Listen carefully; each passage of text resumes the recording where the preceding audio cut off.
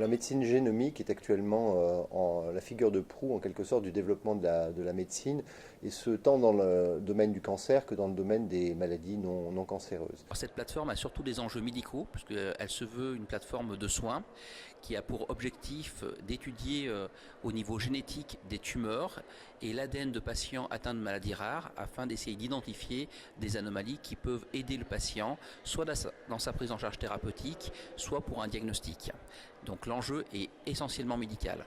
Ensuite, bien sûr, il y a des enjeux scientifiques, puisque nous allons amasser un certain nombre de données, et sur ces données, nous pourrons apprendre des nouvelles choses.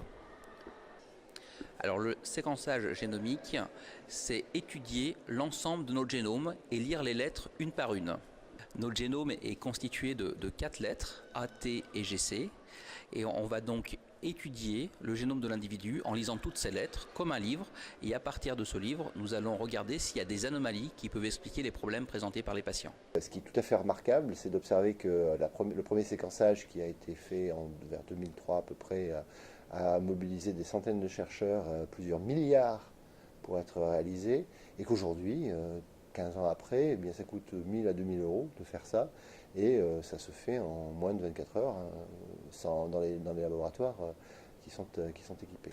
L'objectif du programme Auragen, c'est de mettre à disposition du patient français une plateforme de séquençage permettant l'analyse de l'ensemble du génome, soit constitutionnel pour les maladies génétiques, soit des cellules tumorales, avec une répartition 50-50.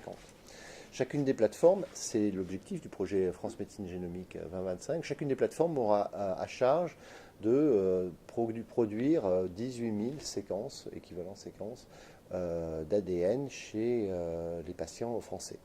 Alors, c'est un programme qui se déroule sur plusieurs années. 2 plateformes ont été identifiées tout d'abord, mais d'autres vont être identifiées à travers des appels d'offres à venir. Les 2 premières, c'est une plateforme parisienne qui associe les 2 centres de lutte contre le cancer que sont l'Institut Curie et l'Institut Gustave Roussy et l'assistance publique des hôpitaux de Paris.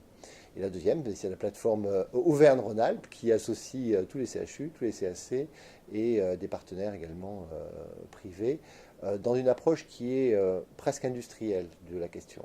Vis-à-vis du positionnement au niveau international, on peut dire sans exagérer que c'est unique. Alors c'est un programme à multiples facettes. La première facette est effectivement celle du soin, mais la génomique est quelque chose d'assez nouveau, et donc dans la formation, il va y avoir une formation technique, mais aussi une formation universitaire pour augmenter les compétences des personnes qui vont travailler sur ces plateformes et également qui vont se servir des résultats que nous obtiendrons sur cette plateforme.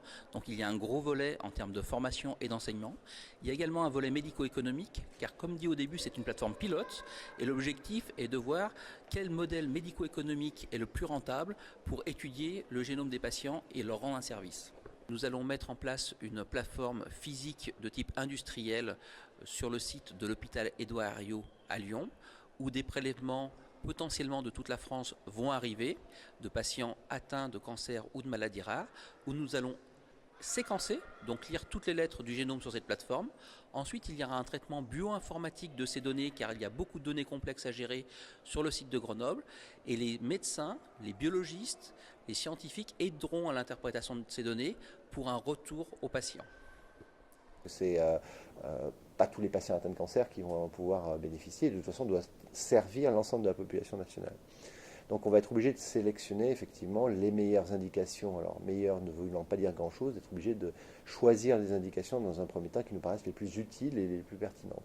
Le projet Auragen est un projet novateur déjà au niveau national. Ce n'est pas le premier, mais on a réussi à fédérer les universités, les hôpitaux, les centres anticancéreux, l'école des mines au niveau régional. Nous avons fédéré aussi des métiers très divers, des médecins, des scientifiques, des bioinformaticiens, des conseillers en génétique et tout un tas de métiers. Donc déjà, c'est un point très positif au niveau régional. Au niveau international, il y a quelques exemples aux États-Unis, en Angleterre, où il y a des programmes similaires, mais nous sommes quand même leaders si nous réussissons, et je souhaite que nous réussissions ce projet, dans la génomique.